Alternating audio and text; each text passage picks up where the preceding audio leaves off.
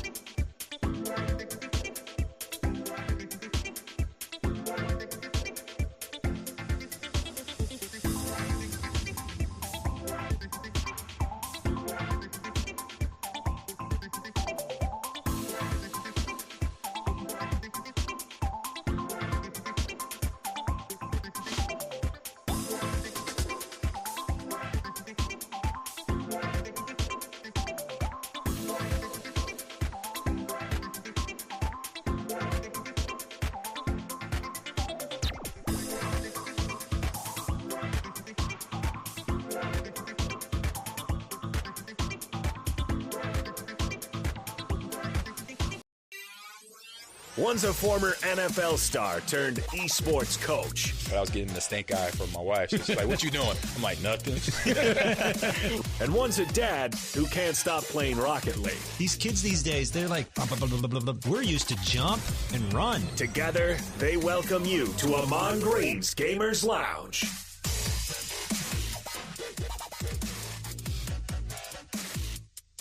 Can't hear you, Ahman.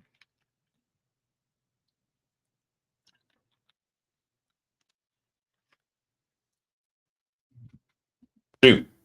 There it is. There it is. All right. I'm your host, Ahman Green. Welcome to Ahman Green's Gamers Lounge. I always do that. Mute myself because of the intro. And now I'm here with my good friend and teammate, John Audius. John, how you doing? It's good, Ahman. Long time no see. I know. Like the haircut. Looking good. Thanks. Yeah, Looking I got good. that a couple weeks ago. Yeah. Nice.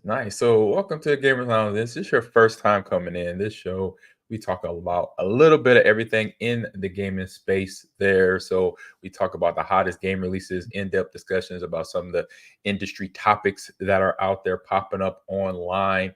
And whether you're a casual gamer or hardcore esports fan, this show is for you and for everyone. So grab a controller, settle in, and join us as we dive into a dynamic world of gaming out there. And first, we check in with everyone. So I'm gonna check in with my good teammate over there, John. Man, how you doing? How's your week been since the last show? Oh man, I say it's been a couple weeks actually for you, but I know you've been doing some fun stuff with the family. Yeah, for sure. It's been fun. It's been summertime, so we've been doing summertime type of things. Been golfing a lot, so I've been trying to get out as much as I can golfing, and that's keeping me busy. Other than that, it's been a pretty low key couple of weeks, I would say. How about you? Nice. Kind of the same thing. This past weekend, we just chilled out. We've been catching up on getting my 4-year-old granddaughter caught up on Despicable Me. So we started with 1, and now we're on 3. And then we got Minions, and then The Rise of Gru, and then 4 next week for 4th of July week. So we've been doing that, watching a lot of getting her educated. And then as she gets, I say probably she's too young, I believe, for the whole Star Wars thing. So I'm gonna wait maybe a year, maybe 2 years, maybe 6 or 7, and then introduce her to that. So how old is she again? She's 4. She'll be 5 in January. Yeah.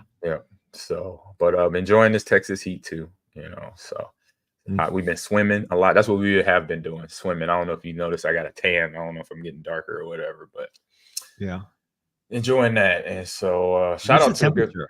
What's the temperature? We've been today is actually cool. It's 80. It's cool at 82 and sunny. Oh, okay. Yeah. It's been up in the 90s and the hundreds last weekend and last week as well. The to go into the weekend. So yeah, it's been fun. It's been I like the warm weather. Love it. And so a little shout out to my good friend Mustafa. His Tennessee Volunteers won the men's College World Series of baseball on a couple of days ago on Monday, and he's a big fan. And even though we are kind of like I say historically like pitted against each other because we beat the Tennessee Volunteers for one of the national titles way back when, and he was at that game actually before we met. So it was just kind of weird. First in a weird introduction meeting him, but then since then, great friends. I'm actually godfather to his son, so good friendship developed there. And also, any fans for the Florida Panthers, the hockey team, won its first championship, and I think Tennessee too won their first championship for baseball, and the Florida Panthers for hockey, and I believe for the Tennessee Volunteers they were the number one seed throughout the tournament and was the first number one seed since the 1999 Miami Hurricanes to win the men's College World Series. So it's been 25 years since that has been done. That's cool. I didn't know all that. In fact, I'm looking at some of the like victory parade stuff for Knoxville, Tennessee. That's cool. That to see all that. They're lining the streets in Knoxville. That's cool. They haven't. I think they won the national title a couple years after we played them. I think it was like either 99. So it's been 25 years for them. That's been a long time just for the school itself, or I think any national title, or maybe basketball. They might have been. I know they were pretty good. Women's basketball, men's basketball too. Oh yeah, maybe a women's title. Yeah. Maybe a women's title because the one coach that passed away was there. She was a Hall of Fame coach. I can't think of her name right now. I'm referencing Pat Summitt. Yeah, Pat Summitt was there for a long time. Won a lot of games. So, what's up, Akito? How you doing? We had a good session of Halo last night. Okay. A little late night session, play some Halo, get ranked up. I'm only gold right now. Gold 2. I got some work to do, John. I think the highest rank I've been in Halo Infinite is Platinum 6. And that's not great. That's not much better than gold, but it's better than it's the best I've done. Nice. I think the highest ranking in that game is Onyx. So a rare and another rare stone or metal. What have you. So hey, 07 and 08 Tennessee women's basketball national champs. So yep, you're right. All right. I was like, I knew it had to be at least basketball that won something, and they did back to back. Yep. So speaking of game ranking, where you at? You've been in the Rocket League. Where's your last ranking do you know of?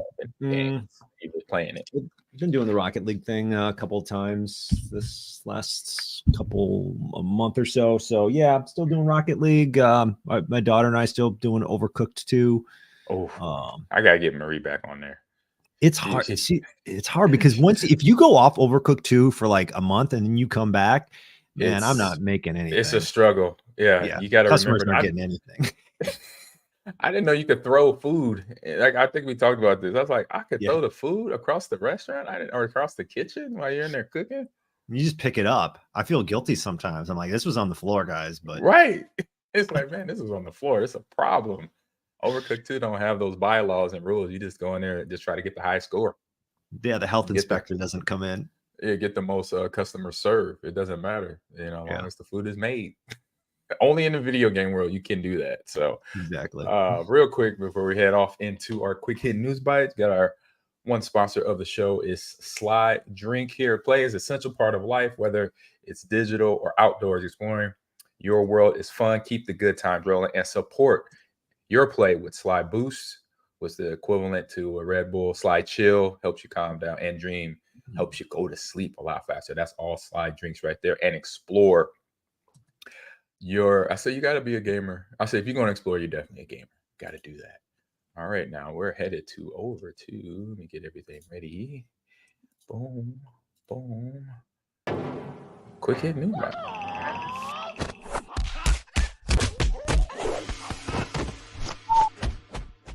Speaking of fighting, I've been playing a lot of Tekken recently too. So fun. Getting my fighting game up. So the first is up is you, John. You are up, man, for your quick hit news bite. And I love this one. I was like, oh my God, I can't believe they're doing this. So yeah, this is from CNET. Nintendo World Championships NES Edition is breathing new life into Nintendo classics. So basically, I don't know if you knew this, but way back in 1990, Nintendo put on the Nintendo World Championships. It was Did you know that? Okay. Yes, I A did. nationwide gaming competition held throughout 29 cities across the U.S., which, by the way, think about that. That makes me think of the movie The Wizard. Or Yes. was it called The Wizard? It was Wizard with a Fred Savage. Yeah. Yep. He goes out to some competition. So right off the bat, I saw this. I'm like, well, It was the little kid that he was with was the Wizard. He was the one that could beat games fast. He was just that. He had that talent. That's right. That's right. So it was revived a couple of times in 2015 and 2017. But now Nintendo World Championships NES Edition is going to be released this upcoming July 7th for the Nintendo Switch. You can buy it digitally for $30. Special physical edition, still making that for $60. But it features short sections from famous NES games, including Super Mario Brothers, The Legend of Zelda, Balloon Fight, Kid Icarus. 13 game titles with an average of 13 challenges per game. So you have the game and then there's the challenge within the game.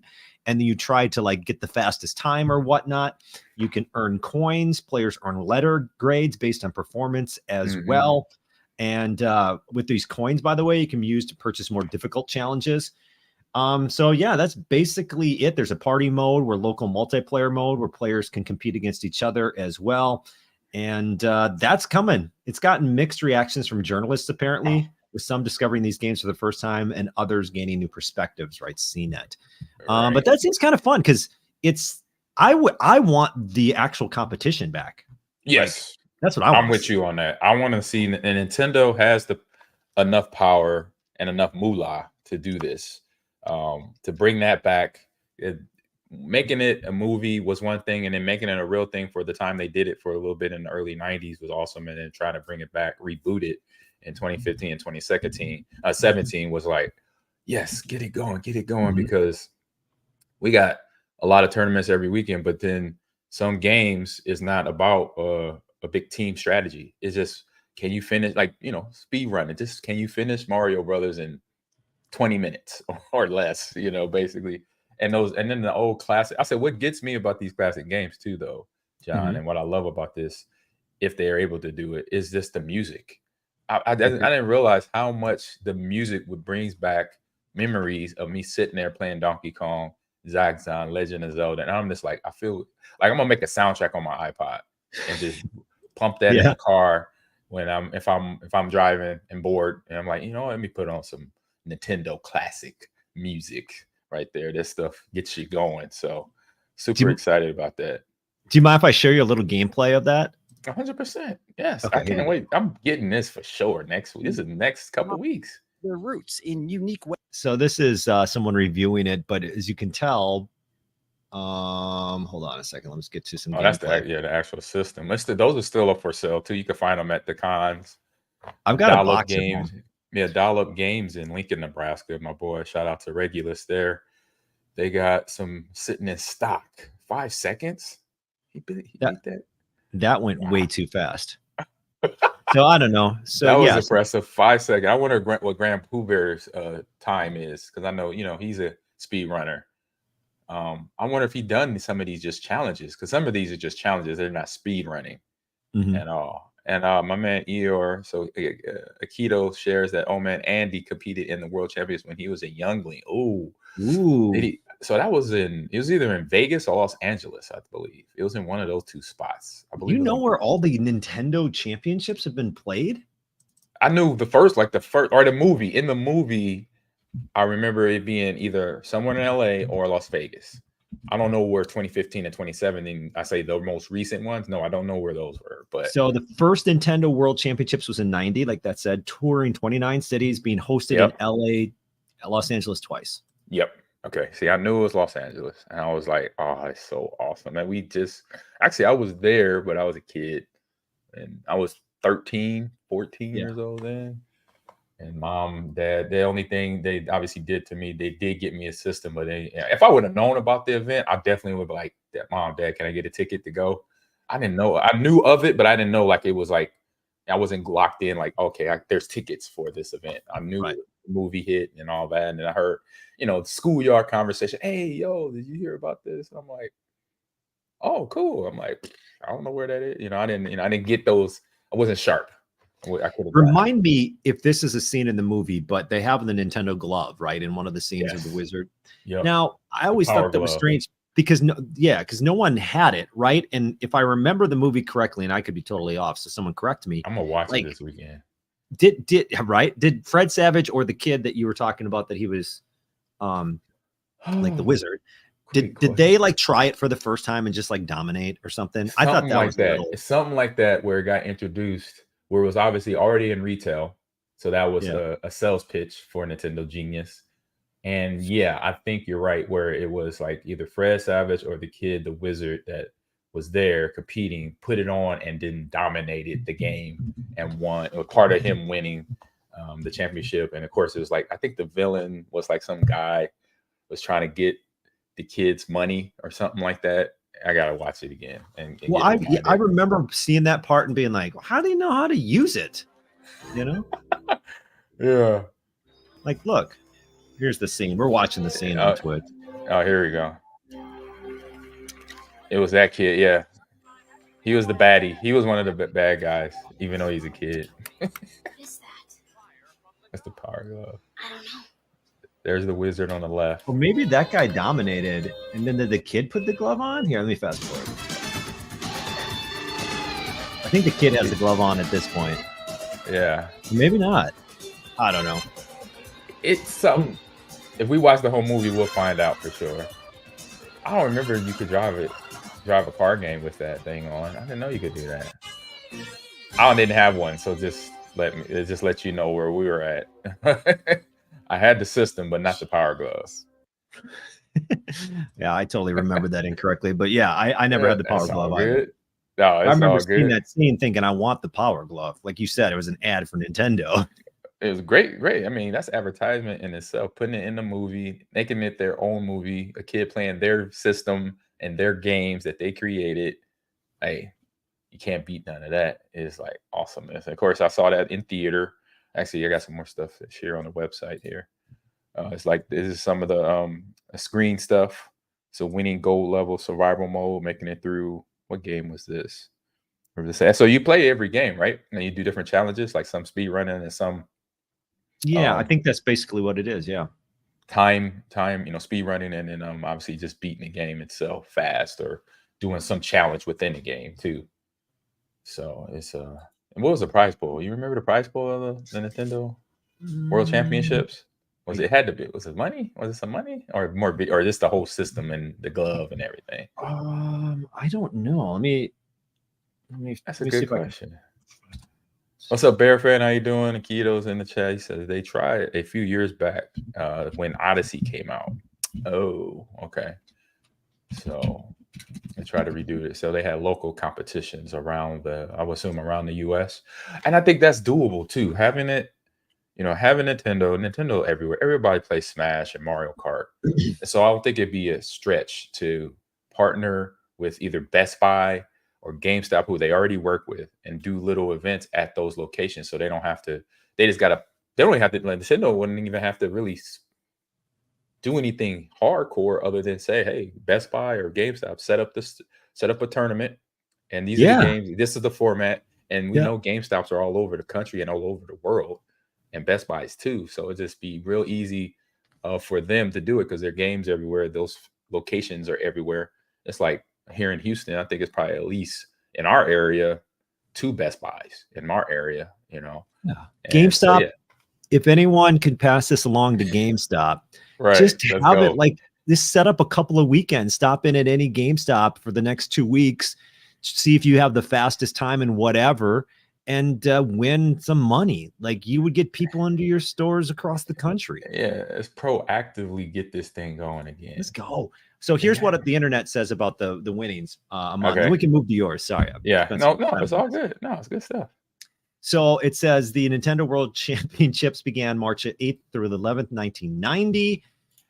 There were age groups 11 and below, 12 to 17, and 18 and above.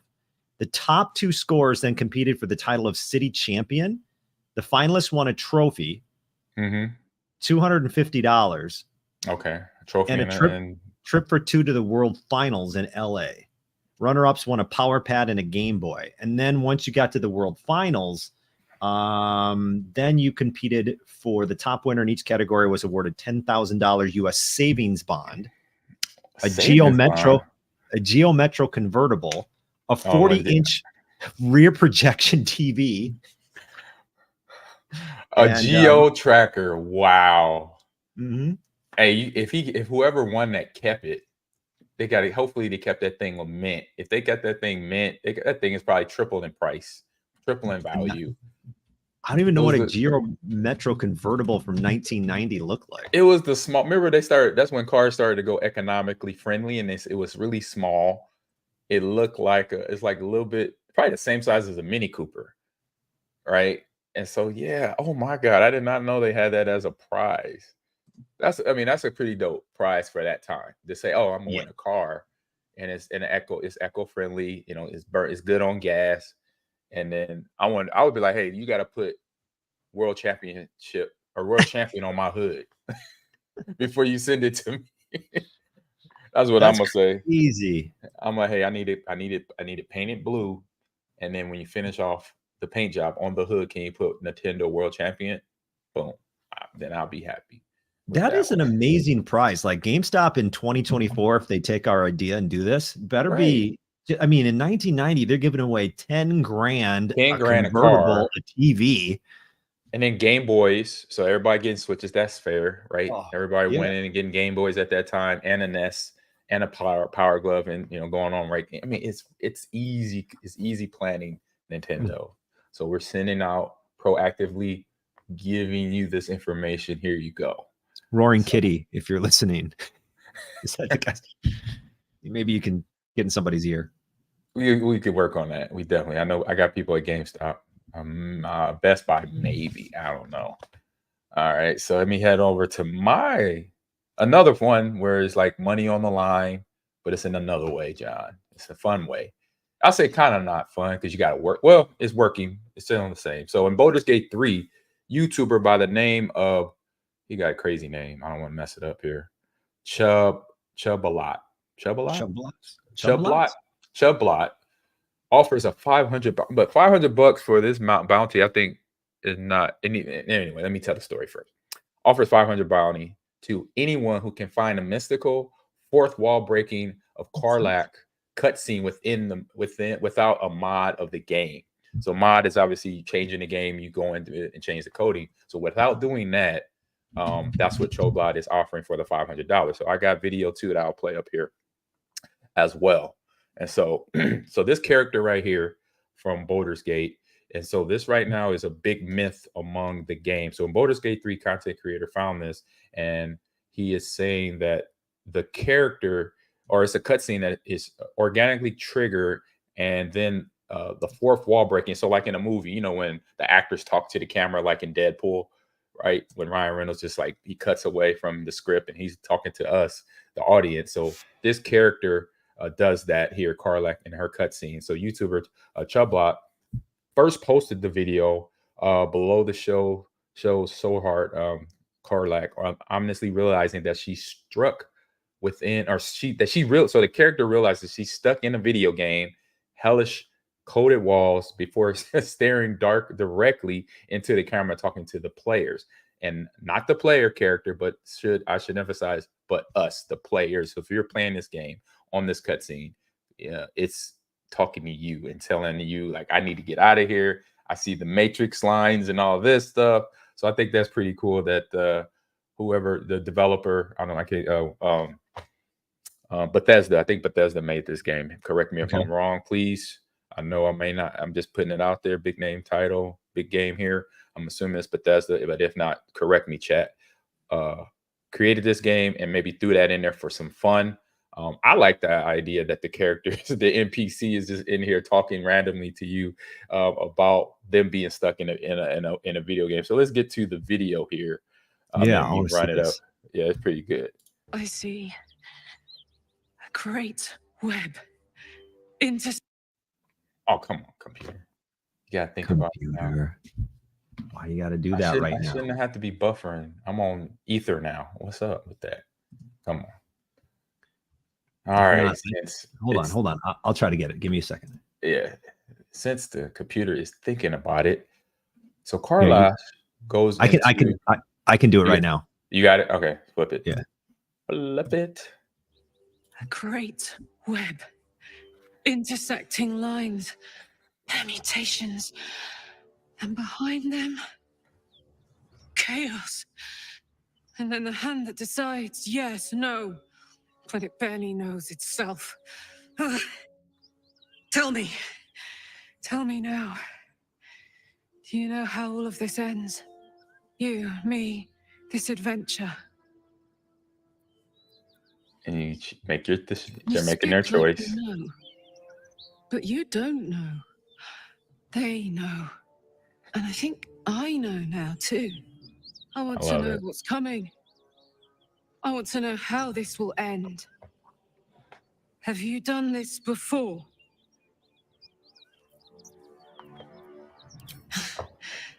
I'm so jealous. I love it. I'm stuck here, forever here, in these tangled lines, in these 100 hours or less or more. There's only one thing I need to know. One thing I have to know. What is it? Then I can be all right. Okay. You're having fun, aren't you? Hell yeah, I'm having fun. What in the hell is Thank the gods. what in the hell is happening? I Thank would the think. gods, we did it! We've Yes. done it, everyone! Yes! Big fun. Yes. So this is within the game right here, John That was and wild. chat. Thanks for playing along. There we go. Oh, you missed the best part. Go Oh, back my real bad. quick. Play the right at the end when she's right there. Because I watched it earlier when my computer wasn't buffering. So if you could, Playing yeah, along. right there. What? That was the best. What? Yeah, what is going on? So where is that audio coming from? Good gracious.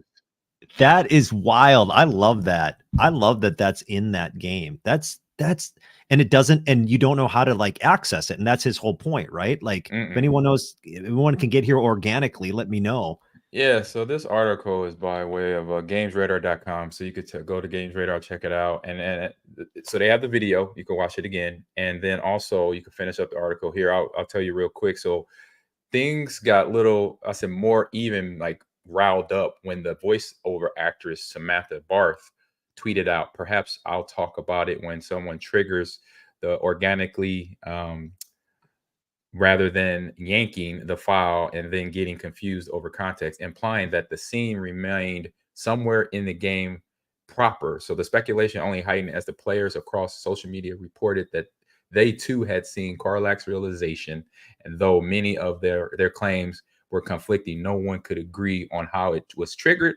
Most importantly, no one recorded evidence of how to trigger it without modifying the game, so without mods. So you can finish that article and look at the video again and over again over at gamesradar.com on that note, man. I was like, this is too funny. I said, man, they got the video game character saying they want to get out of the game. I was like, this is awesome. It's gonna be happening or real life. Like the games are gonna start realizing that in the not too distant future. Right. And it's kind of like, what's that one movie with Ryan Reynolds, Free Guy? You remember, you seen Free Guy? I just watched it over the weekend. It was on, Marie kept it on. I was like, oh, watch this again. It's good. And so it's like that, like the games. I mean, between making movies like the obvious game, like Super Mario Brothers or Resident Evil, but then making games where the AI or the NPC in the game are becoming self-aware. You know, it's so fun to toy with that and how they react to things. Because Free Guy obviously hit it on the nose with that one. And Ryan Reynolds, you can't mess with him. He's a funny dude. So, sure. All right. On that note, we head over to this or that now. Let's get into some fun this or that week now. This or that. All right. We got a fun one. Some fun one. We got some good stuff. Today is, I got to change the title real quick. This is not the summer edition. What edition? No. It is. Since you brought up and talked about the Nintendo World Championships, I had to go retro. All right. On this or that. So this is a retro edition, retro video game edition, right? So, nice. Game edition of this or that. So let me get that right in there. Boom. There it is. There it is. All right. You ready? I'm ready. All right. You can go, sir. What's up, Matt Styles and the Average Historian? How you doing? And so, John, you're up. Okay, first up on this or that. Let's go to Pac-Man or Space Invaders. Is that the first one? Yep, that's You the have- first one. Okay. I'm about to go Pac-Man. Me too. I'm Pac-Man all day. And every time I do get to play any of these games, to be honest, any of these games, but Pac-Man, yeah. If it's sitting there and it's a free play where you just hit the button, or even if if I have $1 in my pocket, I'm gonna go break it, get change, and play those 4 quarters out and see where I go, how far I get. See, I probably won't get on the high score. That's the whole goal, but I'm about to get some Pac-Man in. So you also Pac-Man. What about you, chat? Yeah, I'd be Pac-Man too. I look at it this way, Ahman. If someone Mhm. said, "Hey, you get to play one of those games for an hour," I would just naturally say, "Well, I'll just play Pac-Man for an hour." It's Yeah. great. Yeah, if you get the free-to-play machine, like they have now, it's a company that makes like a small cabinet of all the old games, and you Okay. can sit there and just play for hours. Mm. Just keep hitting the press start button. Play 2 characters, and you could do 2 guys at once. We have Master says both repetitive, but Pac-Man seems to have the more variety. Yes, it does. Well, they coming out with new Pac-Man games too. I just Really? saw some. Yeah, they have like a Pac-Man team game where you could compete against your friends, where all y'all are on the board, and it's 5 or 6 of you, and basically whoever wins, obviously, who eats the most pellets and Okay. power balls. And so that's been out on Sega. That's been on. I'm about to say Sega. That's been out on Xbox for at least 5-6 years. I've been playing that quite a bit. I play that every now and then when I'm like, all right, I want a little retro fix, get some retro game time in. So there you go. We got it's the arcade 1-up cabinet. That's what it is. Thank you, Bear Fan, for that.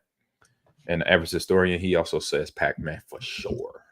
For sure. So Pac-Man all around here. All right, next one, John. What's the next one, sir? Okay. I'm looking up the arcade 1-up now. Next up is Super Mario Brothers or Sonic the Hedgehog. Ooh. Easy. This is easy for me. I was not someone who grew up with the Sega, so I'm Nintendo. I'm picking Super Mario Brothers. Yeah. So I had both, but Mario came first. You do this funny joke. Who came first, the chicken or the egg? Mario was the chicken for me. He came first. I get it. It makes sense. It makes Total sense. sense. Yeah. The Sega Genesis, I think, Nintendo came out in 85. I think Sega Genesis came out in like 89, 88, like 4 years later. And then I got into Sonic after that. But Super Mario Brothers was the first. So Sonic was tired of all the Mario hype. Yeah, and the Sega, it was a nice little battle. So you talk about rap battles, right? Yeah. It was console battles back in the day. Like Nintendo and Sega Genesis were battling each other in commercials, games, movies, just any way they could come up and say, you know what, we're going to battle against the Nintendo. But it was good stuff for us because as fans, we're going to reap the rewards. New games coming out, new systems, new competitions. So we got Master says Sonic all day for him. Or he says, was tired of all the Mario hype. Sure. Yeah, he's tired of all that Mario hype. I just repeated myself. Yep. There you go. Fine. Yeah. That's all good. All right, next up. Okay, next up, this or that edition, retro video game edition, rather, Tetris or Dr. Mario. Ooh. Again, Tetris. This is an easy one for me, Tetris. It's got to be Tetris. But Dr. Mario is so sneaky fun. It was a little complicated in the beginning for me. I'll say that because I was like, what matches up? Because you could flip them and they had different colors. And I think the colors part sometimes threw me off. Yeah. Because in Tetris, you just have one bold color on everything. You just got to find the shape, put it in the spot. That's why I know how to pack things. Very good. I'm gonna go Tetris because it's so classic. I mean, to me, this is. But I really do like Dr. Mario. I think it's a really fun game. I played it. No, it is. I have played it. It is fun. But how can you say no to Tetris? It's like asking who's better, Michael or. That's like a LeBron Michael Jordan conversation argument. Yeah, I mean Jordan was king. Tetris is king. Yeah, Tetris is king. They got a better movie about Tetris that came out last year that we talked about here on the podcast. How when it was created, the creator in Russia couldn't talk about it because he was behind a communist government, and they locked him down. But then, what's his name? The actor that played Elton John came over to help sell the product and say, "Hey, we can sell this game. It's blowing up like wildfire in America. Can we get you out of here?" We're in Russia, man. I can't go nowhere. It's a really fun story, like really interesting That's story it. for those who don't know. Yeah. You like my Russian accent? It's on Apple TV. Yeah, as you said, it's great Russian accent there, man. Yeah. That's right. Yeah. And it's on Apple Plus or Apple TV. There you go. Another shout out to Apple. Free advertising for them. So next one up, sir. Next, or that is The Legend of Zelda or Metroid. I'm gonna go Legend of Zelda, I think. But oh man, Metroid. Let's get some gameplay of Metroid while we. I say what came out first was Legend of Zelda and then Metroid, I believe. Yeah, I think so. That was my first RPG. I always say that was my first original RPG. So yeah, that came out in '86. Legend of Zelda came out in '85 with the system. So then but is it a game that I love to play? Yes. If I could play this version of it, I will. I played a new version, Dread, and they have another one coming out that we talked about a couple weeks ago. I never found my ball in Dread, so I never shipped into the ball. That's the best part of the game, is shifting into the ball. In my opinion, to me anyway. Your gun is good too, obviously. There you go. Yeah, that's when defeating a creature was so easy in the game. Defeating a villain in a game was so simple. You thought it was like, oh man, it's like hard. And that's like, no. Today, no. I.e. Assassin's Creed Odyssey. That's all I gotta say. It's taking forever. All the monsters and people you gotta fight in that game. There you go. And they all go in their order. Yep. Exactly. Oh, classic game, Metroid. So I say Legend of Zelda, even though still good play, Metroid in itself, still good play there. All right, this next one, Street Fighter or Mortal Kombat. Oh, now this is more LeBron Jordan, I think, than what my previous example was with Tetris and Dr. Mario. So Street Fighter or Mortal Kombat? Street Fighter. I'll go with Mortal Kombat. I think that's a great question, Ahman.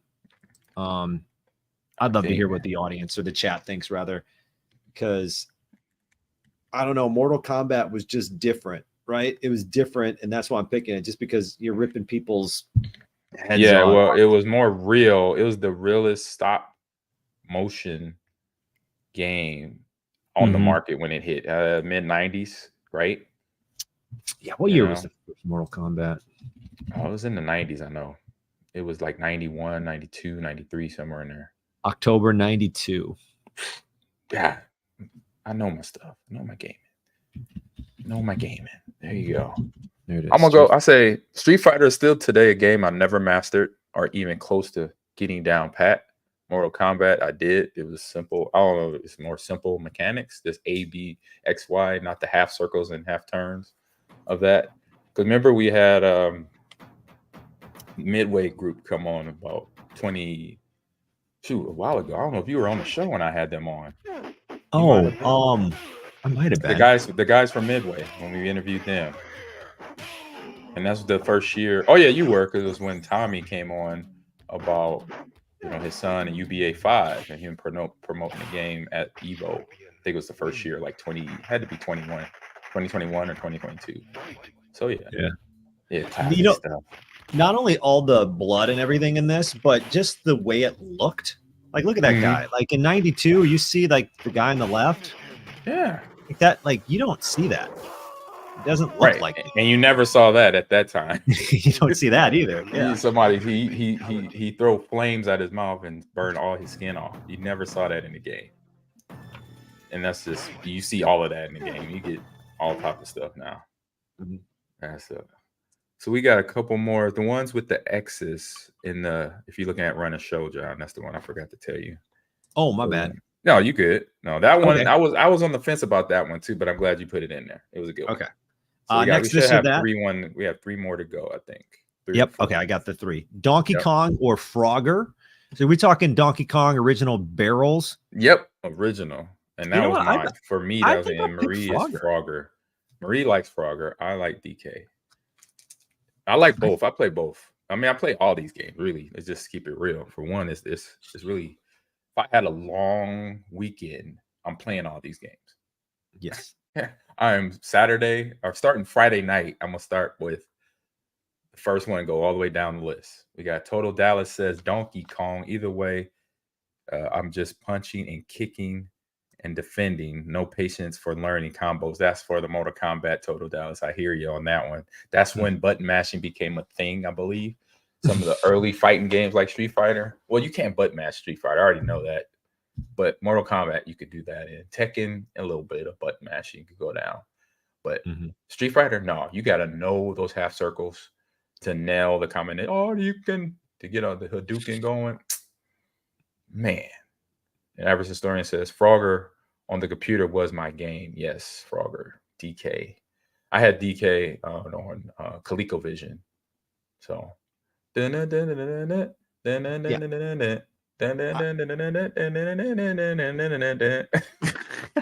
was Donkey Kong right there, bro. Well done. Oh yeah. Oh yeah. Thank you. Thank you very much. Nice. I'm gonna go with Frogger though. I really do. I think Frogger is the once again, sometimes these questions, Ahman, comes down to if you give me an hour and you say you get to pick one, right? I'm like, I'll do Frogger for an hour. Let's check that out. Yeah, and in this situation, there is no bad answers. There is no wrong answers. No bad answers, no wrong answers. So, all right, couple more to go. Two more. Mega Man or Castlevania? I didn't play a lot of these at all. I'll go Mega Man. All right, I believe I played Castlevania more than I did Mega Man. So I knew a Mega Man. I had the first one. I didn't go beyond 2 or 3 in my collection that I had. I had Mega Man 1, Mega Man 2. Then I had Castlevania. I only had one Castlevania. And that's where the character Simon comes from. And there have been some updated versions of Castlevania that is on Nintendo that you could play today. I've never played. This looks. Oh yeah, your basic vampire hunter. Going down. You can jump on the. Those were the. Your big obstacles are fire pits. The fire pits that you had to, I guess, obviously destroy because if not, it would burn you. If it's real life, you can just walk around them. Right. In real life, you just jump over them. But you have to have super hops. And you're going to find and kill the vampires. And they made a couple of animes. There's anime series on Netflix and maybe Hulu, but Netflix for sure that has Castlevania, the plot from this game into a storyline TV show / movie on Netflix. I watched a couple episodes. I need to finish that. That's like a good one too. It's funny you said that. I was gonna say I could imagine if they made movies like the games itself, and in the opening scene, this guy had to walk by fire pits. I'm sorry, I'm stuck on the fire pits. I think it's so funny. Castlevania, new game, everybody, check it out. First thing you have to do is get by these fire pits. Hey. Just to be in that production meeting, and we'd be the two laughing in the corner and be like, "Did he just say fire pits and walk around them? Huh? That don't even make sense. Why would you walk? Why did you put a fire pit in front of the person for them to destroy and get points? That don't even add up." And the whole your Dracula, vampires, right? The whole thing, Castlevania. Yeah. And in this meeting, you and I are in. We're sitting in the back, and they're like, first thing. Not any vampires, not any bats, but the fire pits. I'm like, what? But what about? I said, so we eventually come across vampires, right? And be like, of course. I'm like, oh, okay, I'm in. You have me at vamp. It's not the first 30 seconds. But yeah, so Castlevania is my game, regardless of the fire pit situation. That is a game I played a lot, and I would play on a long weekend. All right, one more, last one. Duck Hunt or Hogan's Alley. I got these up. Hold up. I think I pulled these up. What is Hogan's Alley? Why am I not? Oh, you gonna recognize it. Hold up. Where is it? Here it is. I don't know. I don't think I've share my screen. I don't think I've heard of this, Ahman. I thought I hadn't heard of it, but I had. Hogan's Alley. Let's take a look. Here it is. All right, what's going on, everyone? We are playing Hogan's Alley today. Excellent. There we go. So getting tickets. So you now remember this game? No. Oh, what was on it? Obviously, Nintendo Entertainment Is it, System. is it like for the shooter? The gun? Yes, the shooter. So it's basically like this. Like the players come out, and you shoot, get points. Oh, that looks fun. And so the villain, obviously, that's the villain. They got his comment. He made a fun comment about two of the players that are two of the characters you got to shoot. That they both shop at the same leather jacket store. The old guy and the guy he shot. Guy? Yeah. They both got their same coat on. So that was like I had to look it up too because I was like, I almost forgot Hogan's Alley, and I was like, I did have this game, but I played Duck Hunt more. Duck Hunt was more my cup of tea. I like both games though. You know what's amazing about the gun that they gave you in Nintendo? Yes, the Zapper. Yes, the Zapper is that. I honestly, Ahman, I do not have any recollection of Hogan's Alley, but for a lot of people that I know, including myself, the gun was only used for Duck Hunt. Like it was just like a one game thing because that's what I thought. But I've seen Hogan's Alley. It was on the Nintendo. It was definitely at arcades. If you would go to arcades back in the 80s, they were there. Now this game was it was a cabinet game for sure, and then he had a gun with it. And if it wasn't, I played it. I know I played it once or twice. I'll say that. And of course, the old goodie here. I feel like they didn't really promote those games too much. Like they gave you a gun. They're like, here's Duck Hunt, but they're not like, go buy all these other 50 games with the gun. Right. You know? And here's Duck Hunt. There you go, man. Clay shooting was fun, I thought, too. Oh, I love the little piano music right there. Can you bark here? Yep. The zapper sound. Oh. The sounds. We're gonna have to look online to see what is the most popular 80s video game sound of all time. Oh, good luck. Like, right. We got to do that. I'm gonna make a post. We'd have to have the top. We could be a TikTok or something. I'm gonna do a post to this week on TikTok. It's gonna be on TikTok. I'll put it on TikTok. I'll put it all on our social media, asking everybody what is the number one 80s video game sound that you love to hear, that you would run all day with. Oh, I don't even know where to start. Something with Mario. Yeah. But then you'd have to go like Atari, right? Yeah, well, 80s. Yeah, Atari was around. It was a 2600, 3200. So average historian says me and my cousins played this at our grandparents' house all the time. Yes. I was the gunslinger then. So this was my first introduction to first person shooters. Here we go. I played this a lot. I played it a lot. Ah, there it is. Wood. Ready? Down. Hut. That was Tecmo Ball. That would be an 80s sound. I remember that. For sure. Oh, for sure. That's so fun. So fun. So Duck Hunt wins over Hogan's Alley. Like I said, I had to look up Hogan's Alley. Like, oh, okay. I'm glad I looked it up. So yeah, that was I never knew that existed. Or I did and I forgot. He said existed. I love it. All right, now we're headed to game releases of the week. Release the games. It's time for the game releases. Game releases. All righty, so you're up first, Mr.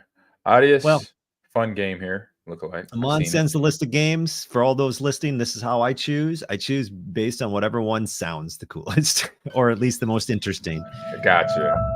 Cozy Grove Camp Spirit is the name of this game. Cozy Grove Camp Spirit.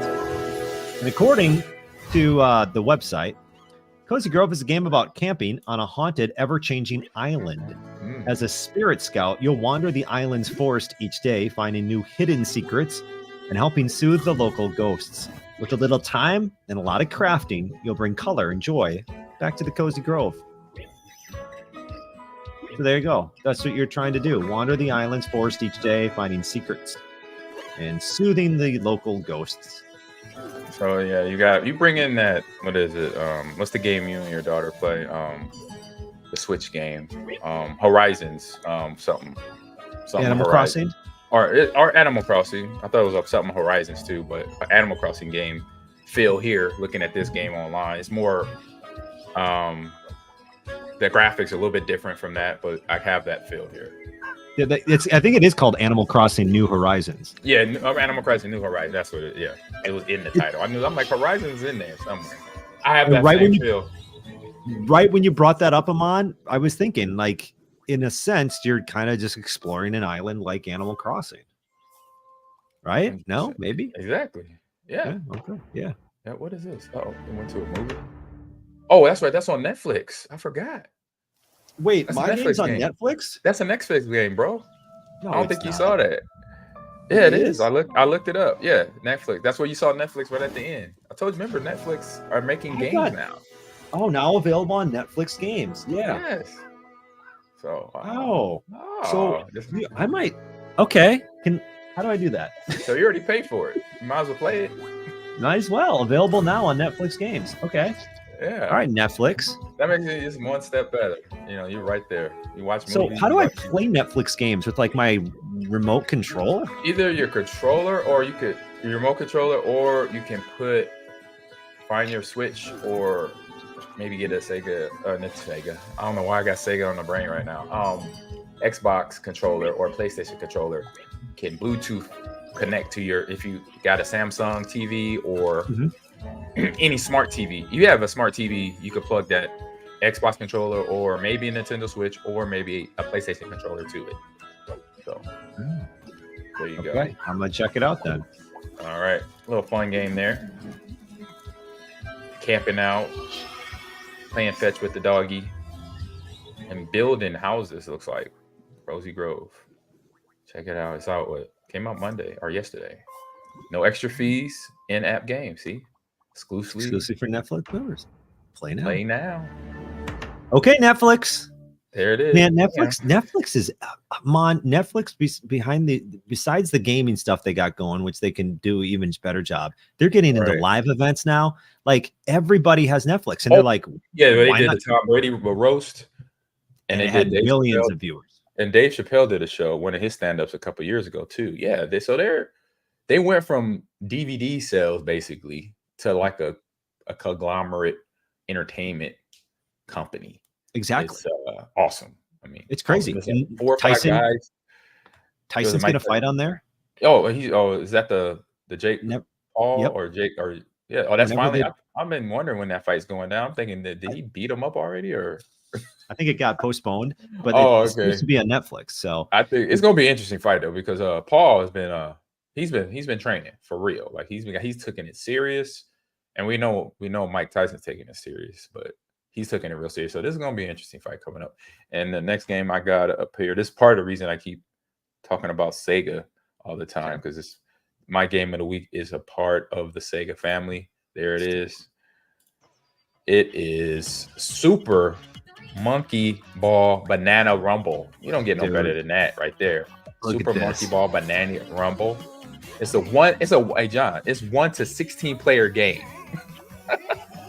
1 to 16 players. So a lot of players can play this game here. Came out yesterday. So let the rumble begin. Go bananas with IEIE and friends in Super Monkey Ball Banana Rumble. Aim to become the top banana, of course, by competing against up to 16 players. Work together with your favorite bunch in 4-player cooperative play, or slip into a wonderful craft story in the all new adventure mode experience there for Monkey Ball Banana Rumble, y'all.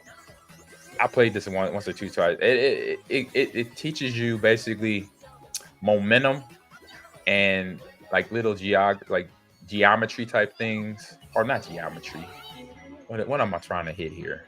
Well, I think like angles, right? Like angles, yeah. I think that's or momentum, because you roll that ball just enough where you don't fall off the edge, because you kind of learn those little mechanics and be hyper focused on that so you don't fall off, because if you fall off, you got to restart. But now you got a kind of like a team matchup game here. So this is a family game, and this is why Sega was on my brain, because it's a Sega game. And when I was doing the homework on it before we started the game, so it's a little bit of racing, and you got team building here, playing together, and now monkey ball. This could maybe be an esports game one day.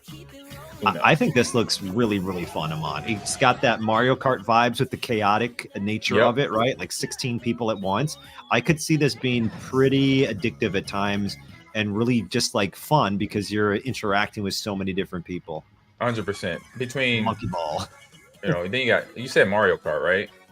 Yeah, it reminded me of that. What was I thinking of? Another one. Oh, Fall Guys. If you ever played Fall Guys. And there's Sonic, too. Did Sonic just jump in this game? Yep, they got Sonic and Friends, too. Or did this? What? Sonic's in Monkey Ball? Yeah. Yeah, so Sonic and Friends is in Monkey Ball. No. So there you go. You saw Sonic in there? Yeah, Sonic, Tails, what's the one with Knuckles? I just saw them. It flashed back and forth. They changed into the Sonic crew and then changed back to the monkeys. So there you go. So you can unlock Sonic and his team of misfits in this game as well. So good family fun game here. I would say recommend that. Play this game. It's out now on the Switch. Only on Switch. Developer is Raul Gotoku Studio and Gotoku Studios, if I say that correct. So I don't want to mess it up. That's funny. Yeah. Sonic and Tails in the game, so you might probably unlock it later on. So cool. And now coming up for the last one, you watch Shogun. This is all you. It's not even. It's just all about this series, unfortunately. Oh my goodness, it's funny because I'm laughing because Rico did the same thing. He's like, Ahman, I have not been watching. I'm the only one been watching Shogun through the last 5, 6, maybe all the episodes. Yeah, Ahman's gonna be the one your go-to source for this. All right, so here we go. Row. So I've been rowing by myself. I'll let you finish by yourself. I got to run him on. All right, John. See ya. Have fun with Shogun. Yeah, have a good rest of your day. Peace out. All right, here we go. We're on Shogun. Since I'm the only one that's watching, it makes sense that I can then describe it to everyone. So we have spoilers coming up here too. So if you want to not listen, just mute me for the next 5 to 10 minutes. And then we're going to get this party started. So you have been warned. Spoiler alert going on. So in this last episode, let me get everything propped up and ready to go.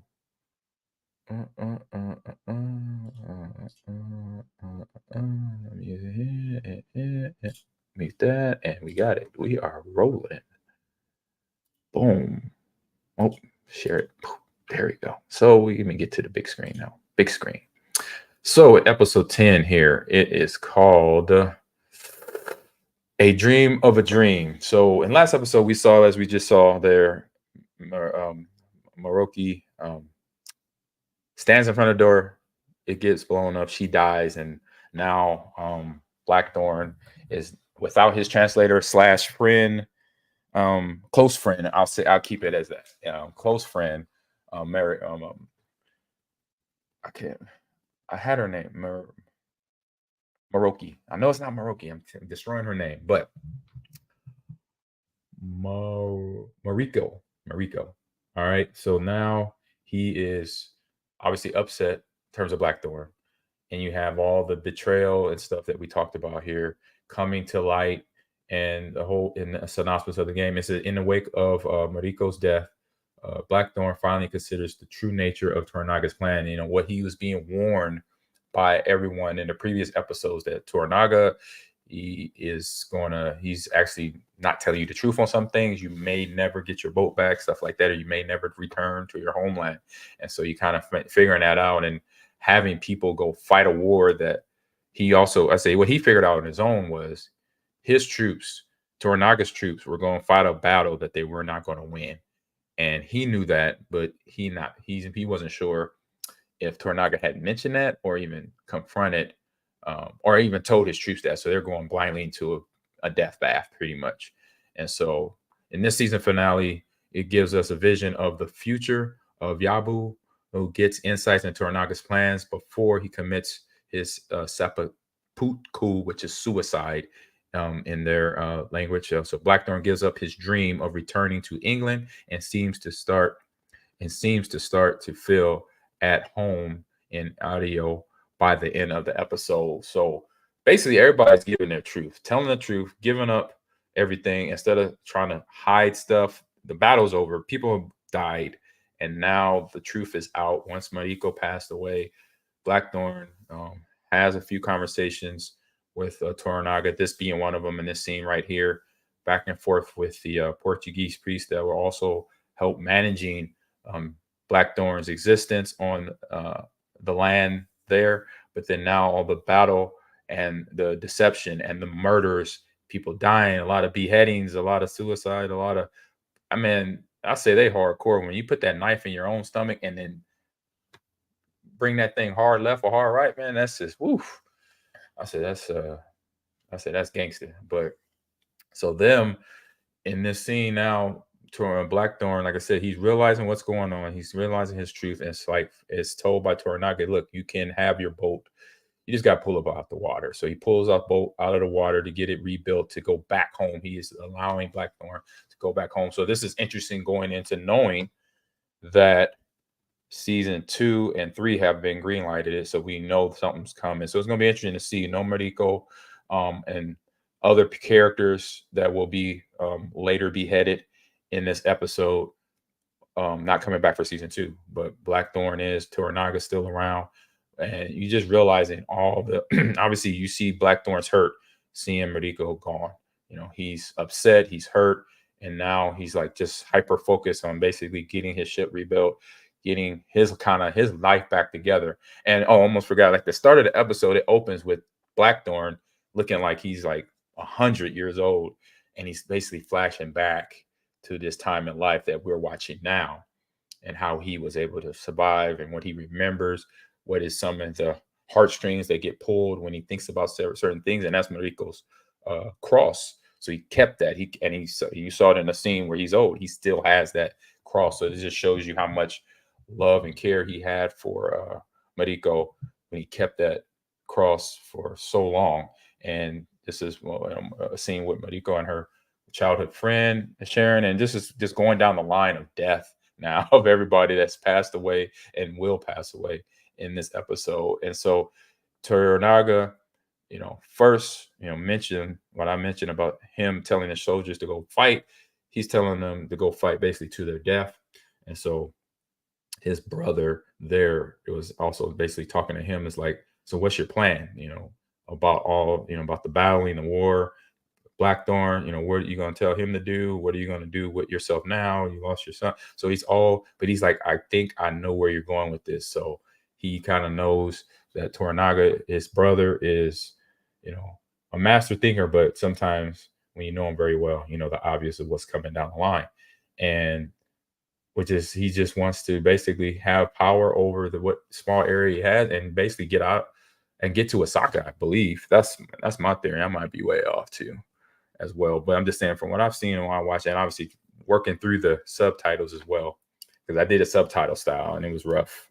But I got through it and started learning. Almost like Blackthorn started learning to talk Japanese a little bit too, by the way. But a fantastic series. If you haven't watched it, watch it now. There's been, there's a lot of big twists in the last 2 to 3 episodes, and some not so big twists, some obvious things that have happened between all the characters.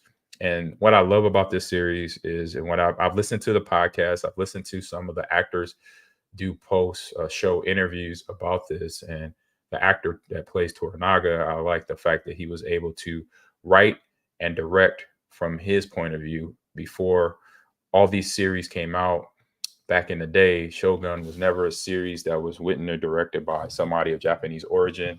And so now having somebody that grew up in the culture, that understands the culture of way things that are done, look and feel, he brought that to this series. So I'm glad that he had the opportunity, and for me too, to watch this too, to see how things were done, I won't say the right way, but a certain way, the way the traditions are. And we always know that culture is a very strict to traditional rules from years ago, and that they still do it today, in their countries of how they rule, how they govern their people and everything too, some good, some bad, but just interesting to see for that time, from, how they, manage their land to how they manage, women in their culture and how they manage men in their culture that are then getting groomed to be lords and samurais and shoguns of the country, but then how they negotiated with other countries that would want to come and explore, like the Portuguese came there and they said, hey, let's trade on this, that, and the other, from fabric to spices to different things, our culture, our language, all that was all up to negotiate on how to work together, to how to spread their beliefs, in terms of the Portuguese wanted to spread Christianity around around the world.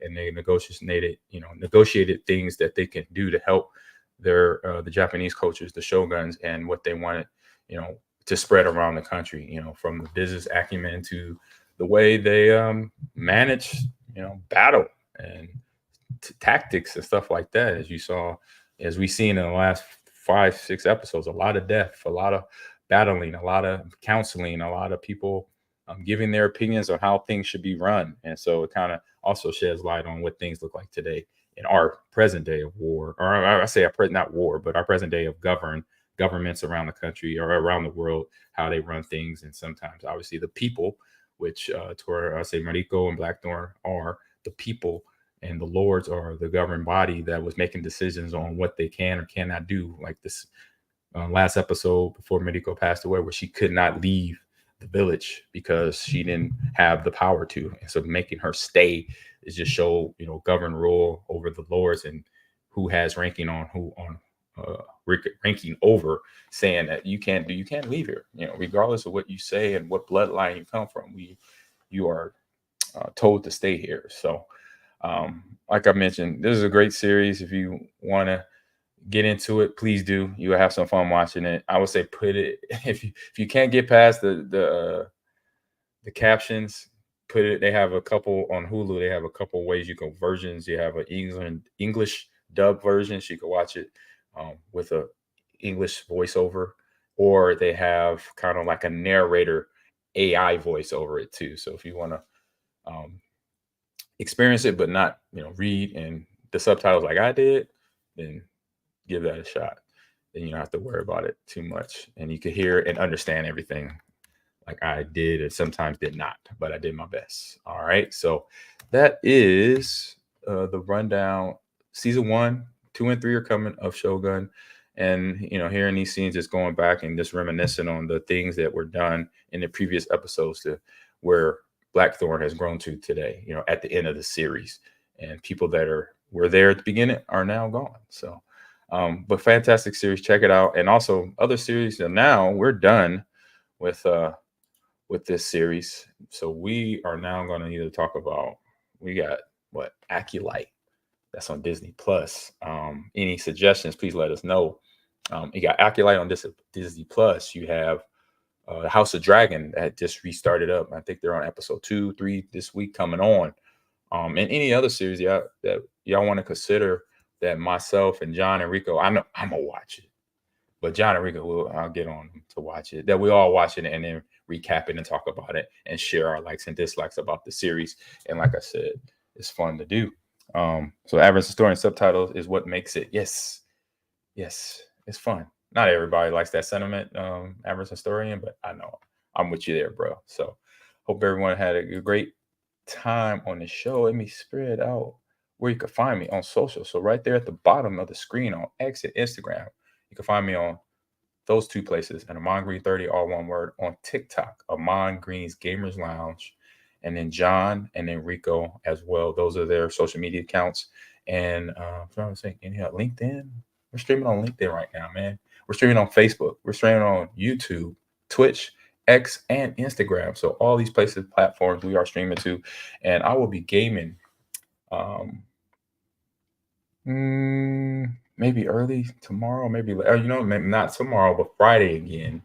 I got something to do from Thursday, and I just remembered. But Friday I'll be streaming some Tekken. So if you want to come on here, my stream, check out my schedule on my Twitch account. I will be setting my times in there on the days I'll be streaming video games. So I need to get back into a retro stream too. I used to play old games sometimes here, but playing Tekken on Friday afternoon. And again, God of War Ragnarok on Saturday stream as well, doing that backlog binge, completing all the RPG games that I have backlogged in my shelves behind me. If you see, like right there, you see all those little shelves, 3-4 of them that's full of games that I have not finished. And so I'm kind of finishing, and I already beat the Quarry. Now I'm finishing off God of War Ragnarok. And then I think the next game is going to be Justice League, or the Suicide Squad Kills the Justice League. I picked that up for, I think, a birthday, maybe. And I haven't even opened the plastic yet. So I got to play that. So that one's not backlog. You just got to start it and then finish it. All right. So everybody, thank you for joining in this podcast. We will be back here next Wednesday. Actually, it's a holiday week, so we might take the week off. I'll let everybody know, but we might be off next week and we might not. I will, if you're on social, follow me on social media. So follow, sub as well, and watch out for the posts. I will post out there, and join my Discord as well. Post out there that we will be streaming or not streaming on July 3rd is next Wednesday. So that's the day before the 4th. Might give everybody the week off. Enjoy the family. We'll be back the following week, potentially, but you'll find out on social media. Please do that. Follow, subscribe, download the podcast wherever you listen to podcasts, all that fun stuff there. And again, thank you for joining in and enjoying the show. And about to get out of here. All right, here we go. Turn that off. Oh, we keep that rolling. Turn on some music here.